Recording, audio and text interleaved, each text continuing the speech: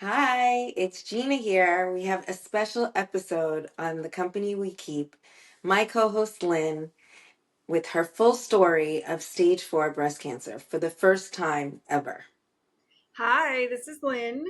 And some of you may or may not know, but I've been living with stage 4 metastatic breast cancer for about 8 years now. And I never really shared my story before. I have a few essays out there, but I've never actually shared the full story. So I think I'm finally ready. Why now? That's a really good question. I think for the first 5 years, I was concentrating on just surviving and living. And I just wanted to go to work and just be normal. And I think deep inside, it might have been a little denial. I'm not really sure, but I think deep inside, I just thought, well, if I could do what I used to do before, then it doesn't really exist. Mm, yeah, that's what I do with everything in my life. So I'm sure Yeah. that's definitely an emotion to think about. What what happened when when this first happened? Like, how did you know that you needed to go to the doctor in the first place? Well, it was interesting because a couple of things were happening. Like the first thing that happened was I was having back problems, and my back was a little bit sore, and I had gotten into a car accident. So I thought that that's what it was. So like in the summertime, I think it was summer 2017, I'd gotten to a car accident, and I had my knee was a little messed up, and so I was like, you know what, my back is probably just related to that. So I didn't really do anything about it. And then it started to get a little bit worse. And so I started going to physical therapy. And at the same time, I started noticing changes in my right breast. So Mm. I was wearing underwire bras at the time, and you can kind of see underneath, there was like an indent underneath. And I was like, oh, that's weird. I didn't really think anything of it. And then it started to get a little bit swollen and like reddish. And the nipple was actually inverted. So I didn't actually Mm. feel a lump at that point. It just looked strange. And my husband was like, that looks really weird. You should maybe get that checked out. So I was like, yeah, I guess I should. So I made an appointment, my gynecologist. And at that time, when I was waiting to see my gynecologist, it got started to get really bad. So I was in PT, and I remember lying on the table, on the massage table, and I couldn't get back up. Like it was excruciating pain. It kind of felt like people describe like a slip disc or something. I Mm-hmm. couldn't actually get out of that position. And then I was talking to the manager, and she was saying that I should probably get an MRI. And I had told her that, I am also going to the gynecologist. And I told her about my breast. I don't really remember exactly what I told her. And I think she kind of knew that it might have been related, but I had no idea that the two of them related. So I was treating them separately. And so I ended up getting tested, getting a biopsy done, and getting tested for it. And And how was that process for you? Because when somebody's telling you something and now you're getting nervous and now you have to get a biopsy, and that I know that's like a pretty scary thing to happen. What was your process at that point? Like, what were you thinking? well, I think everyone was like, you know what? It's probably just a lump. They'll take it out. You'll get a free boob job, which it's not. I heard later on it's not. And so I was kind of being positive about it. And I still didn't know my back was like related to it. So Okay. I went to the emergency room with a cane and everything. On the way to the emergency room, I stopped off to see the breast surgeon and to get my results. And they still didn't know. They knew it was cancer, but they didn't really know that it was metastatic. So metastatic meaning that it spread outside the breast to the lymph node and other parts of the body. And that's what makes it stage 4 because it's incurable. So I knew I had cancer, but I didn't know that the back was related. And then after that, I was sent to an oncologist. And then I finally got an MRI, a PET scan, like all these different scans. And that's when they found out that it was spread to my lymph nodes, it was in my bones. So it spread to my entire spine from the top of my neck all the way down, my entire sacrum, my ribs. I had a couple of fractured ribs. And the reason I was having issues walking and lying down and standing up was because the tumors were actually coming out of my spine. And it was almost like I had slipped disc or the other back issue where it kind of protrudes from the Like spine. bulging. Yeah, it was like bulging disc, but it was with tumors. And my bones were being weakened from the disease, and I had the fractured ribs and everything. So I think that kind of hit me really hard when I found that out. Yeah.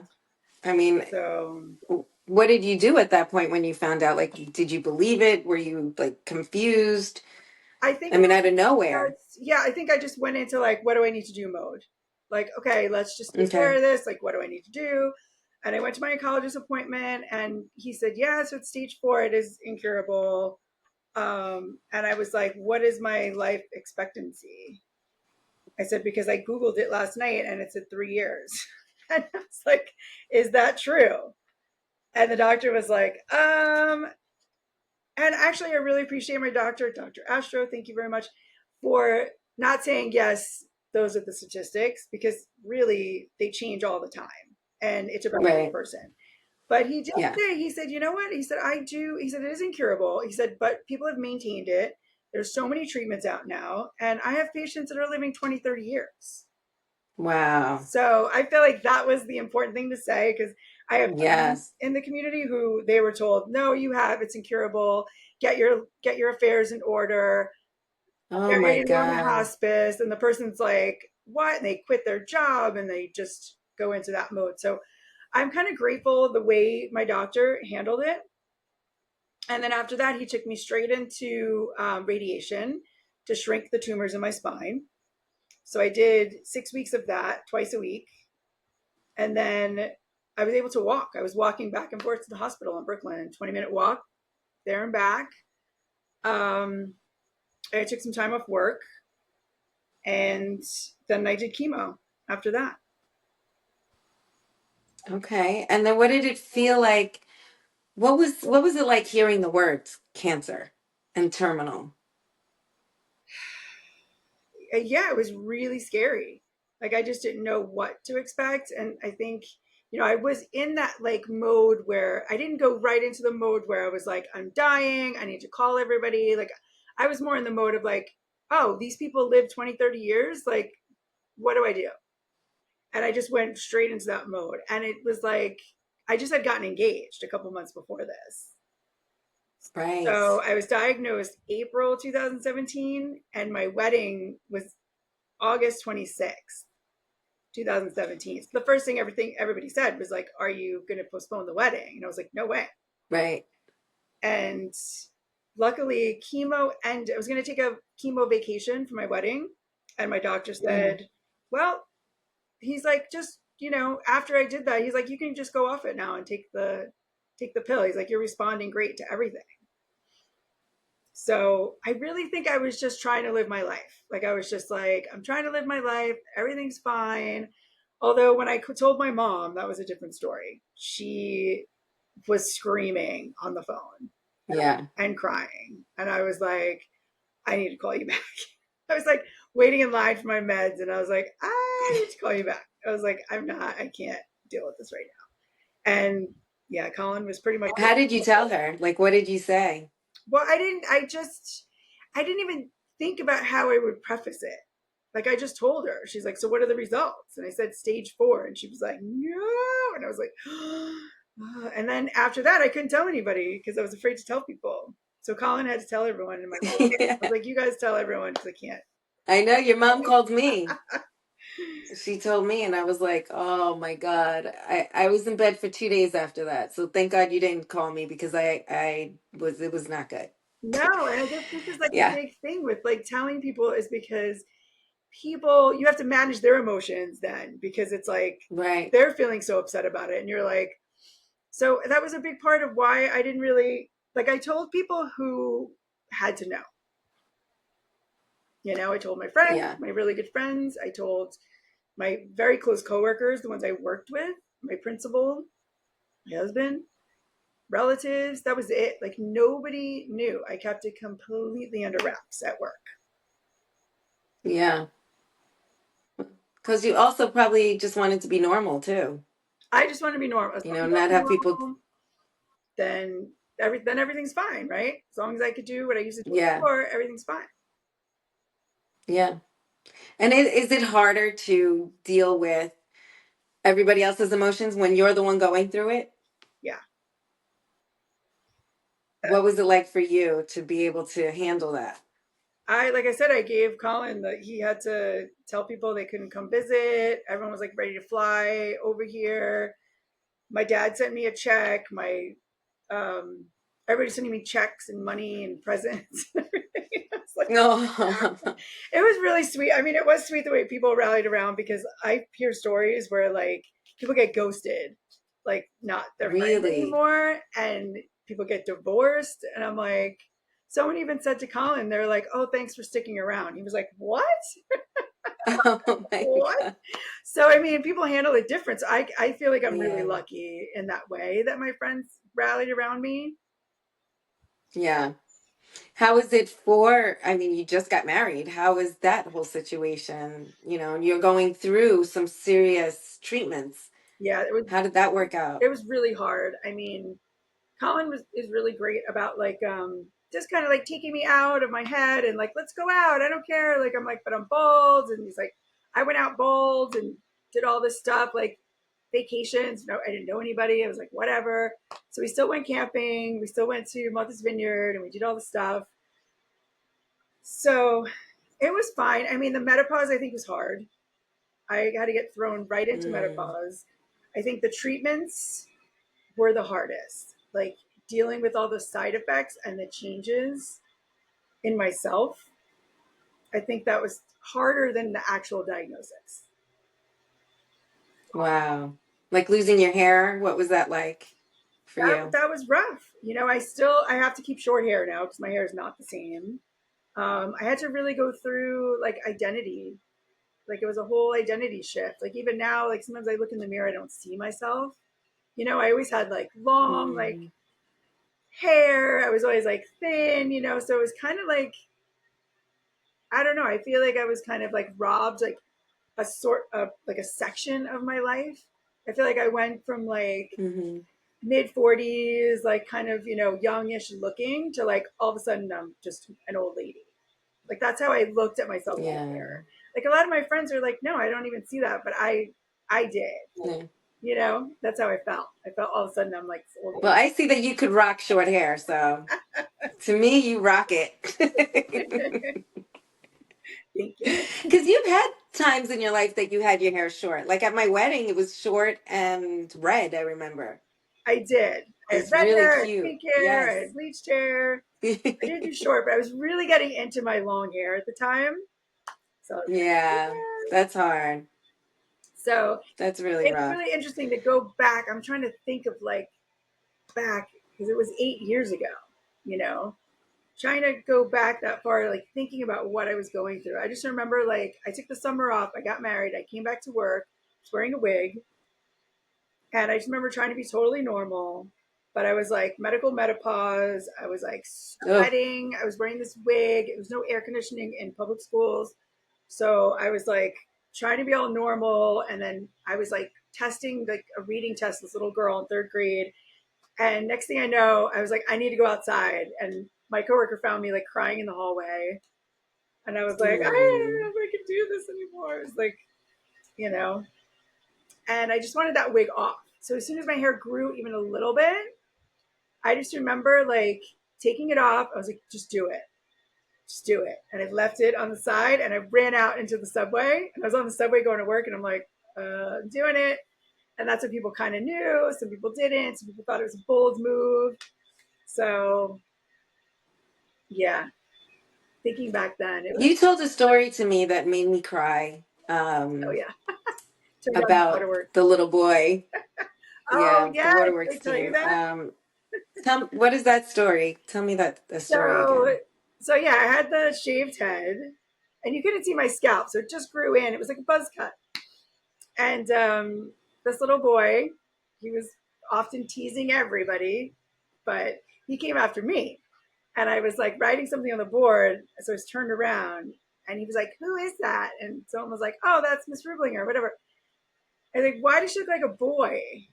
Why does she, or a man? Why does she look like a man or like a boy?" And I was like, I just turned around. I was like, because I want, because I made a change. I was just like, whatever.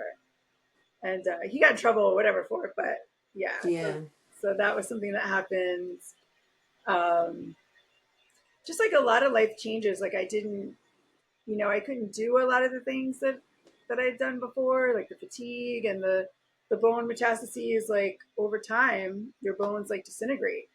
So 3 years ago, I started Yeah. having a lot of problems with that. And when I first moved upstate from Brooklyn, which was like 3 years ago, I was hiking, I was riding my bike, I was doing all this stuff, and friends would come up and be like, "Hey, you know what? Do you want to come up? I'm going to come up. Let's hike." And I'm like, I can't really do that right now, you know. And I Yeah. think that it took a lot of like acceptance. Like sharing my story now, I think is a little easier because it's acceptance. Really like self love, accepting Yeah. who I am now, and that I'm not less of a person Hmm. because it's like the new normal. Like they Right. came up with that term after COVID, the new normal. But the new normal is like after diagnosis, it's like who I am now and just embracing Yeah. that and not trying to be who I used to be because it's in the past. This is who I am Right. now. So I think really accepting who I am now and communicating and having good friends like you and our friend group that I could just say, you know what, I need to sit down or I can't do that. Right. And really being knowing that I'm accepted for that, that I don't need to hide it. I don't need to be in pain Yeah. and hide it and be embarrassed of it. That it's like it really doesn't matter. Right. Do you feel that it's, the company that we keep that help you get through your daily life? Yes. Yes, totally. Whenever I have like self doubt and I think that I'm not good enough, or I can't do this, or I look like shit, or da da da. It's like you and all of our other friends always pump me up and remind me of all the good things that I have to offer. Instead of focusing on what I can't do, focusing on what I can do, and really like Yeah. having gratitude and being grateful for that. And yes, my friends definitely helped me through that. Friends, family, you know, a lot of people rally around me all the time. And I think the fact that, since we're all aging and we all have our own little things, you're seeing that it's not only, yes, you have cancer, but who has a heart issue, who has this, who has that. We all have something that we're trying to help each other through. So I think that that's another component of, what friendship does for each other and tries to just pump each other up to get the best out of that person. And I think Absolutely. we do that for each other. Absolutely. And I Yeah. used to think, oh, I'm so much sicker than other people. But yeah, people have all kinds of like issues. And I know we know somebody who has MS and, Yeah. that's really hard too. And it's like even chronic illnesses, like I think of mine as a chronic illness. There is the terminal aspect of it that I do have in the back of my mind, but I think that I've come to terms with that aspect. I mean, I've lived a life for a million lifetimes. Like I've Hmm. done so much. I continue to do a lot, and I just keep Yes. on going. Like I'm always living life, so I feel like I'm not really afraid of that. I feel like when it's our time, it's our time. You Right. know. Now this has been 8 years since your first diagnosis. What's happening now in your life So with I've been the cancer? stable. Besides, like my spine having issues, I've been stable. So whether you call it no evidence of disease or the disease just staying stable, which means not progressing, for 8 years, which is kind of unheard of. A lot of people go through different treatments. Over time, the treatments stop working for a lot of people. And it's usually like a 5 year mark. Sometimes it's right away. So I just recently had progression, places that I had it before. So I have progression mostly in my liver, and a little bit in my spine, but they're mostly concerned about my liver. So I had a foundation's genomic testing recently, and I have the ESR1 mutation, and this is a new, kind of like a new development with this mutation. So there are a lot of medications that are geared specifically for this mutation. The other mutation I have is PIK3. So between those two, there are three different lines of medication that have now been approved for this mutation. So I have three backups. So I'm starting one on Monday called TrueCap. So I'm starting that one, and it just also highlights the most important thing about breast cancer research, because the medicine I'm taking on Monday just came out 2 months ago, and Hmm. if it wasn't for research, when I first diagnosed, there's like, I think there wasn't any really. People were just kind of, there were certain people that were living 20, 30 years, but there really was like one medication. And now there's, like I said, there's like, I think at least three or four. And they keep continuing to come out with Oh, wow. more. Like this clinical trial is going on right now. So hopefully, you know, with everything that's going on with the research, it will continue to have more medicines. So yeah, And that was that's kind of hard. Like I just found out a couple of weeks ago, and it was really hard because all those old feelings came up, and I was trying not to panic, right. and then I can't get a hold of doctors, so it's just frustrating. That's another frustrating thing. Yeah. That's scary. Um, Absolutely. how how do you get yourself through each day to kind of get that positive? I know that they say there's a toxic positivity. What exactly does that mean? That just means like, oh God, you're fine. Like, look at the people that are, in hospice right now. Like, you're good, or just be happy with what you have. Like, you look great. You must be doing great. Like that kind of thing. Yeah. And I think it's more. I'm going back to acceptance. It's more. That's how I get through. Is like the more that I accept myself and have gratitude for what I have. That's how I get through. Right. I think about the positive. I think about all the great things in my life. And yeah, I do have this disease, and I do have a lot of side effects, and I do have all these other things going on, but I also have so many great things that are going on. And when I focus on Right. that, it makes me happy. I love that. And you also do a lot of wellness retreats, and you do Yes. yoga ninja, you do all these things. Tell me about that. So, what really helped me was Yoga for Cancer. They had it in Brooklyn when I first got diagnosed, and I was doing that when I was not even really, I had a lot of fatigue and stuff. I was doing chemo, and I really, really loved it. Like mentally and physically, it was a way to get back in touch with my body, because I did feel like my body had betrayed me, and I wasn't the same. So it was a really nice way to get back into my body, and then mentally, it was great for like spiraling and going down that road. So I started getting into it myself, and I'm certified in yoga now. I'm a yoga teacher, certified yoga teacher. I got certified in yoga nidra, which is like some people say nidra, but it's a type of meditation that's really, really healing and has so many benefits, even scientific benefits. So I've been doing that. Also restorative yoga, and I'm finishing my yoga for cancer certification myself. So I am teaching yoga nidra classes in Beacon in Hudson Valley. I just started a Thursday night. I had my first class last night. And that's been really Yay. lovely. Yes, it's like an amazing space. October, I'm going to be doing donation classes at Newburgh Yoga Shala, and that's my yoga shala in my neighborhood.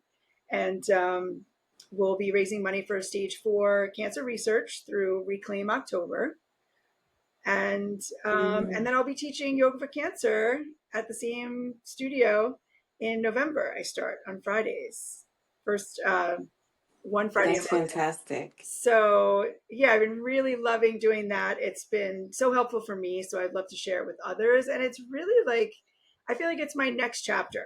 Like I was teaching, I retired from my teaching Yeah. career, and I really love it. It doesn't even feel like work. It's just like really rewarding. I really like it. It's manageable with my side effects and everything. And yeah, so that's kind of how I got into it, and then how I ended up facilitating. And you feel that it really helps you mind, body, and soul type of thing? It really does. Yeah, see, I mean, that's there's something to be said about when you're completely stressed and your cortisol levels are like to the roof. You go into what's called like flight or fight or flight. And in our society today, with all of our things that we're juggling, it's constantly in that mode. And so these practices really kind of regulate the nervous system. And when your nervous system is regulated, that's when you can heal. That's when your immune system is working at its high, you know, velocity or whatever. So it's really important for someone with a chronic disease or with a terminal illness, to keep my body, to keep my nervous system regulated. So I find it's really helpful, whether I'm listening to a recording or going to a class, like anything to just kind of put me back into that relaxation state. I love that. And so you were talking about the events that are coming up, Reclaim October. Are there anything, other events that are happening? Yes, so Reclaim October is a movement that was started by Trish from the Breasties. And this is the third year I think I'll be participating. And it's like a grassroots fundraising for stage 4 research. And we do mostly social media. So there's 4 different weeks with 4 different themes, and we raise money online. Um, Survivors tell their story. And I also do in-person events. So I'm doing something in Newburgh at Midnight Ferry, where all the proceeds are going to go to this fund, this for metastatic breast cancer research fund, and also the donation classes. And I'm thinking about my yoga nidra classes. I might donate. I'm talking to the owner about possibly donating from my classes there as well, just to give back. It's like I said, it's so research is That's so fantastic. important, and not enough money. I mean, the smallest percentage goes into research. Um, not enough goes into stage 4. Like they say, there's a hashtag, stage 4 needs more, Right. because there's not enough funding going towards the people Mm, that have stage 4. And so when you see a little pink ribbon on something, you should question, where is that money going to? Because a lot of the times the percentage that's going to research is either zero or very small. So instead of like buying a pink oh, t-shirt wow. or just wearing pink, we can put in the show notes like where you can donate to research, because I don't think I'd be here today without research. I Right. probably would be that statistic 3 years. So thanks to research, I'm alive, and I'm hoping to be alive a lot longer. Way into old age. And what advice would you give someone who's going through stage 4 breast cancer? I would say to think of it more as a chronic illness, that it doesn't have to be a death sentence. People are living with it every day.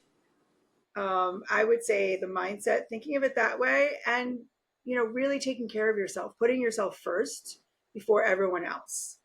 And taking care of yourself might mean that you need to do some of these wellness practices. Maybe it means saying no to things that you might say yes to, and then sharing your story, talking to other people, going to support groups, going to therapy, which I started after 5 years. And it was really helpful getting involved with advocacy and support groups. So I would say all those things. And besides the podcast, how can people find out more about you and learn what you're doing? I do have a website where I have all the information there.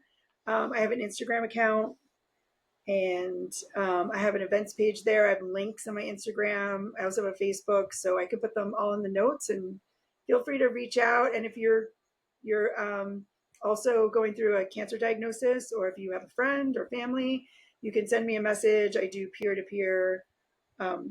I talk with other survivors, and so I'm definitely open to that as well. That's amazing. Lynn, thank you so much for, talking about this because I mean, I've known you since seventh grade and you never really talked about it and I never wanted to push it. So But it's really going to help people along the way, and I really appreciate you taking your time to do this, especially now that you're doing all these wonderful things for everyone else and for yourself. So I really do appreciate you. Well, I appreciate you too, Gina, and I'm so happy that you wanted to interview me, my story, because I think what better person than one of my best friends. So I hope you enjoy this, and please Yes. send us a comment, like, share, get this episode out to other people that might be going through a diagnosis, and maybe it'll help them. And also, if you'd like to be on our show, send us an email. We'd love to hear from you. Yeah. It's the company we keep at gmail.com. So if you want anything you want to talk about, we're here to talk about it. All right, take care. So Thank you. thank you again. All And thank you for listening. right. Bye. Bye.